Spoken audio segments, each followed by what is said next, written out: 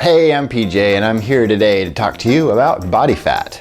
How it's stored, where it's stored, and how it's lost. If you're like most people, you've noticed that your body fat is stored in the place first that you would least want it to be stored, and it's lost in that place last.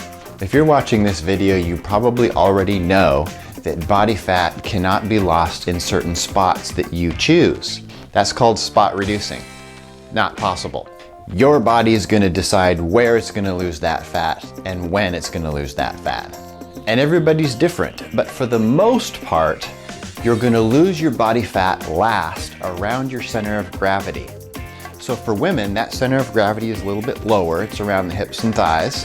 And for men, the center of gravity is a little bit higher. It's around the waist. So now you might be asking, why does the body choose to lose fat last around the center of gravity? That's a really good question, and I'm so glad you asked. The body is all about being efficient. And so it's going to carry the excess weight, the weight that doesn't really contribute much to movement or energy, around the place that is easiest to carry it, and that's the center of gravity or your center of mass. So when you're losing weight, it's probably going to happen first in the places that aren't around your center of gravity, like the top of your head and your feet and your fingers and places that you probably don't care about.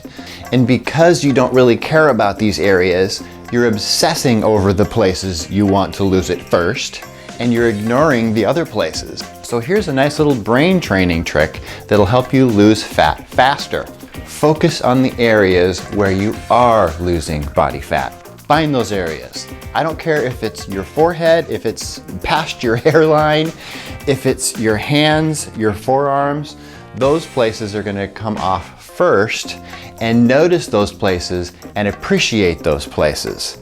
Then ignore the places where you want it to come off first, and just like an annoying little kid, it's going to go away if you ignore it. So as you can see, when you're losing body fat in your extremities, it's working. The body's doing what it's supposed to do, making you more efficient. When you're focusing on the places the fat is coming off, you're focusing on being grateful for that. And gratitude is an amazing force in the body that releases lots of great fat-burning chemicals and hormones to help you with this fat loss. It's also important to realize that fat loss happens in steps. It's like a staircase. You're going to hit plateaus, and the reason for those plateaus are safety purposes, because your body is realizing, oh my gosh, we're losing weight, and it never loses weight in a straight line because it looks straight down that line and it sees death. And so it will level you off for safety reasons. So it can make sure everything's healthy. And during those plateaus, sometimes even though the weight stays the same, the body composition might be changing.